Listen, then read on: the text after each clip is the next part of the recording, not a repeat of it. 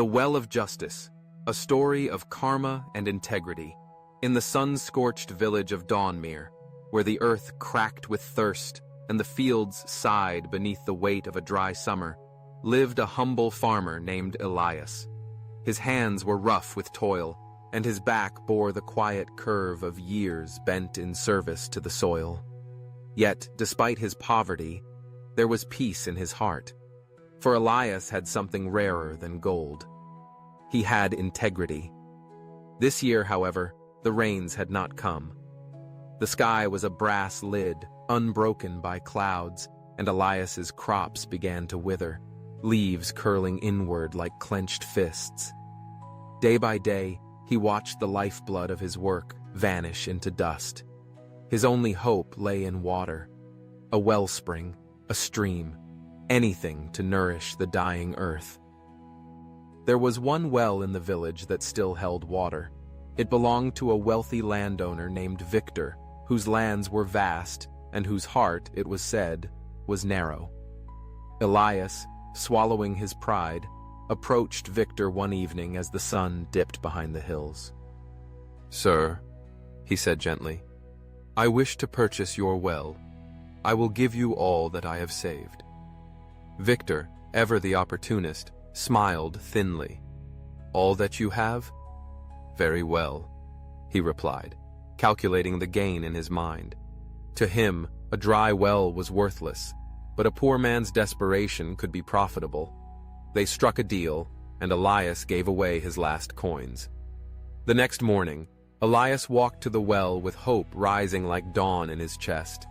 But just as he dipped his bucket into the cool water, Victor appeared beside him, his voice sharp and mocking. "Stop!" Victor barked. "You may have bought the well, but I never sold you the water inside it." Elias blinked in disbelief. "What do you mean? A well without water is but a hole in the earth."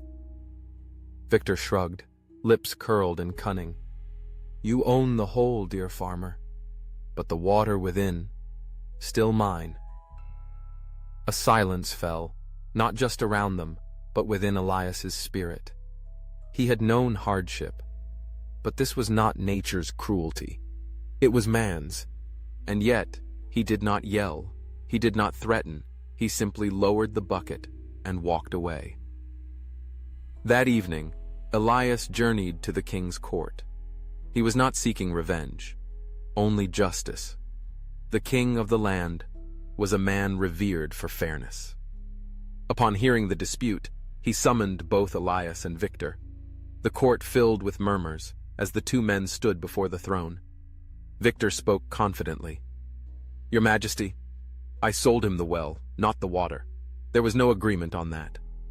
The king listened, brow furrowed. The logic was twisted, but on the surface, clever. He turned to one of his most trusted ministers, an elder known not only for wisdom, but for piercing through illusion like sunlight through fog. The minister stepped forward, his robes trailing like wind over stone. "Victor," he said slowly, "you claim the water still belongs to you, yet the well no longer does?" Victor nodded smugly. The minister stroked his beard, then said, "Very well. Since you have not sold the water, you must remove it from the well immediately. Or, if you prefer to keep it there, you must pay daily rent to the owner of the well for storing your property on his land." The courtroom stilled. Victor's face drained of color. Remove the water? Impossible. Pay rent to the very man he tried to cheat? Unthinkable. His arrogance collapsed under the weight of his own trickery. I apologize," he stammered, lowering his eyes. "Let him use the water." The king nodded in silent approval. Justice had been restored, not by punishment, but by truth turned inward. Elias returned to his village not with vengeance, but with the quiet dignity of one who had trusted in the dharma of fairness. As he poured water into his fields, he did so not just for the crops, but for the principle that had been upheld. From that day on, the story of the farmer and the well traveled far beyond Dawnmere. Children heard it from their elders. Travelers told it beside fires. And always, the lesson remained. Cleverness may shine briefly, like lightning, but integrity is the light of the sun. Constant, undeniable. We often think that success belongs to those who outwit others, who scheme and manipulate. But stories like this remind us, karma sees beyond surface victories. Victor's cleverness was short-lived. His triumph vanished the moment truth was summoned. What he built on dishonesty crumbled with a single question of justice. And Elias? He did not argue, nor curse, nor fight with fists. He turned to fairness, not because he was weak, but because he understood that righteousness is the strongest path. His patience was not passive, it was powerful. We all face moments where we feel cheated, wronged, or discouraged by the world's unfairness. And it is tempting to believe that only by becoming like the cunning can we survive.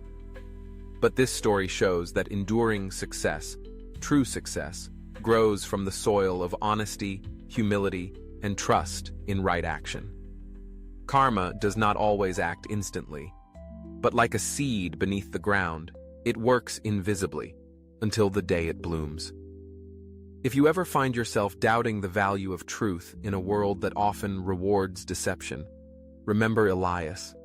His silence held more strength than 1,000 shouts, and in the end, the well that was once empty of water became full, not only for his fields, but for the soul of his village.